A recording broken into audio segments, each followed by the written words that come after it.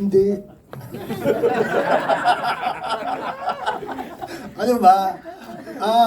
Wala kasi si Elmer dito eh, yung isa sa may kagagawan dito, yung co-writer ko. Pinasa. Ayaw ang ginin. Hindi, you know, one way to look at it, yung, I mean, standalone ng pelikulang to. I mean, it should be able to stand on its own merits. Pero, yung ginagawa ko yung Big Night, pinag-uusapan na namin to ni Elmer because you know, Big Night is a comedy and it's about drugs. The war on drugs. And in the end, yung character doon decided to be part of the system.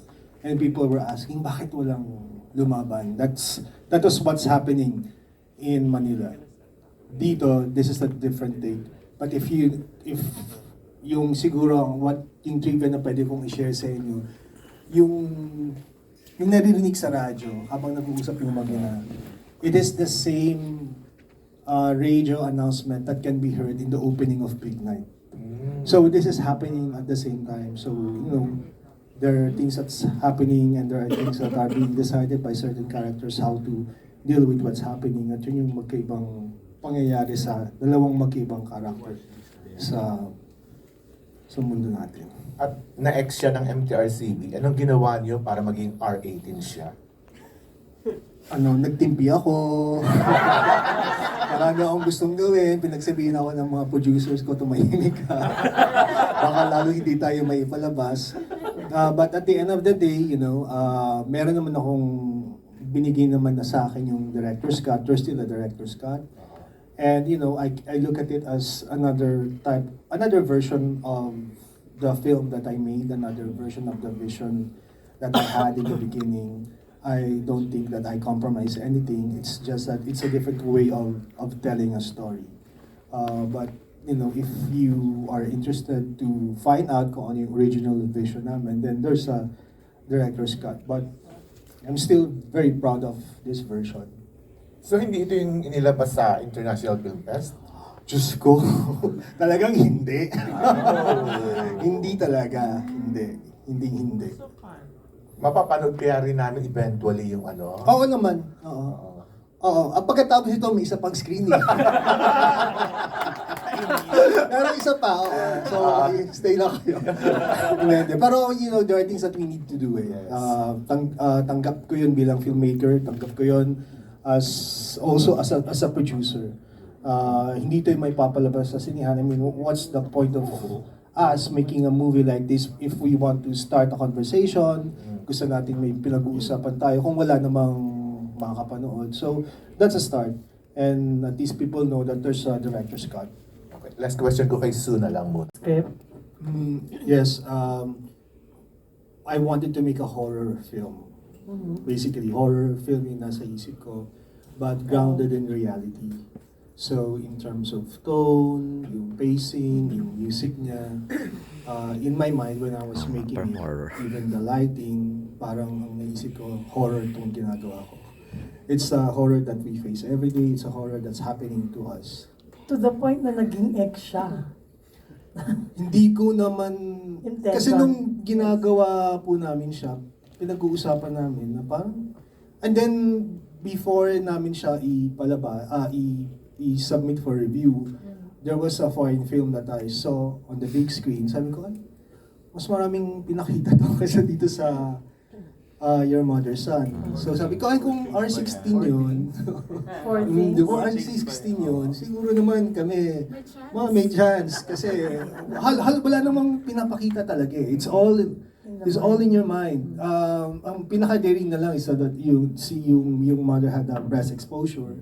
But, you know, that was really natural between the mother and the son. They were inside the bedroom. It's not like they were doing it in public. There was nothing monstrous or irregular about it. It was a very private thing. So sabi ko, given that, siguro R18 tayo. So it was really a surprise nung na-ex sa akin. Pero siguro naman, at tanggapin ko naman talagang pag panonood mo naman talaga siya, definitely, I think if kung medyo conservative, masya-shock talaga. But I wanted to do something that, you know, you cannot take your eyes off it. Because parang my point was, at the height of the pandemic, when the killings were also happening around us, we were locked in our houses.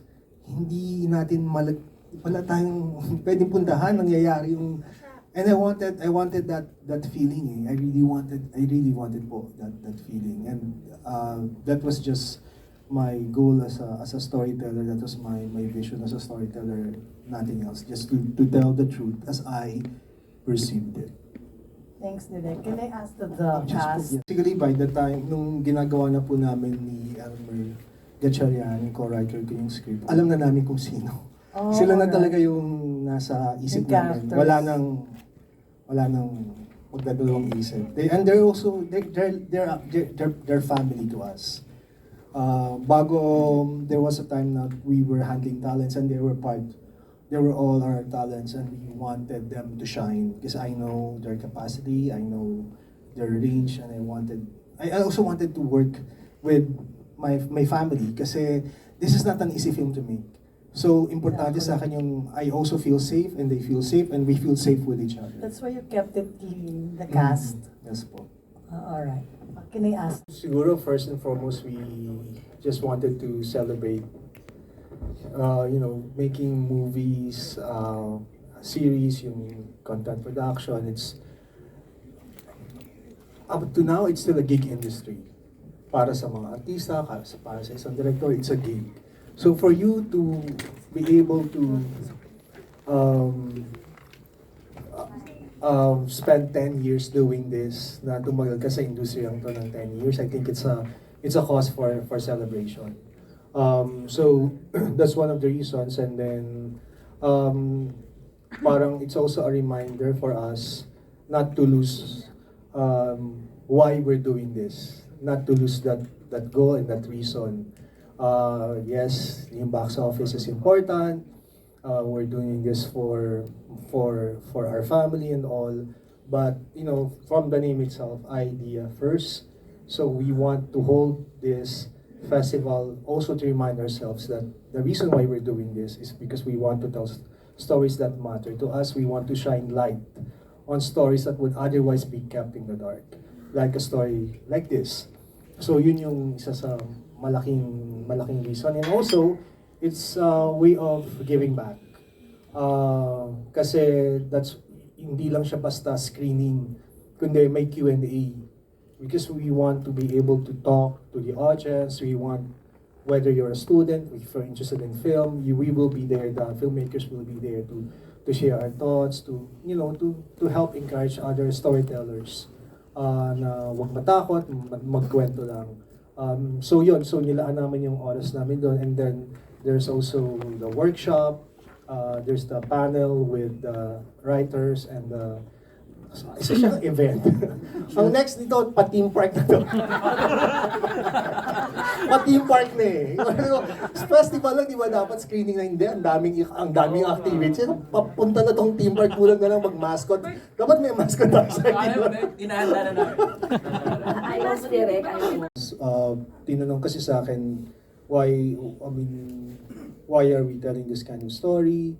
And where did it come from? This basic question. And at the end of the day, I think I said that it mirrors yung very complicated history with our abusers, and it started many years ago, hundreds of years ago. We're talking about our very complicated relationship with the colonizers. Ang abusers natin eventually are the people that we look up to, and the people that we want to please. Iba, and then after Spain with the US, and even with the leaders that we voted into power, leaders that we know are abusers, we know they have a history of corruption, we know are womanizers and all. We elect them into power, and at the same time, they're the people that we want to please. I don't know, na-charm ba tayo, whatever. And that's how I see this family. That's how I see Sarah. The Filipino family the moment that we allow the people that we look up to, the institutions that we look up to, the moment that we allow corruption around us to happen, it will happen to us. It will happen to our family. Papasok siya sa pamilya natin. And dadating yung point na magiging amoral tayong lahat. Right or wrong, doesn't matter anymore. Maraming salamat po talaga. I really appreciate your presence. Your gift of presence here is really valued. Maraming salamat sa pagpunta. Maraming salamat sa pag-appreciate sa pelikula namin at sa tulong na ibibigay ninyo para ikalat na may ganitong pelikula at sana silipin ng mga kaibigan natin, mga manonood.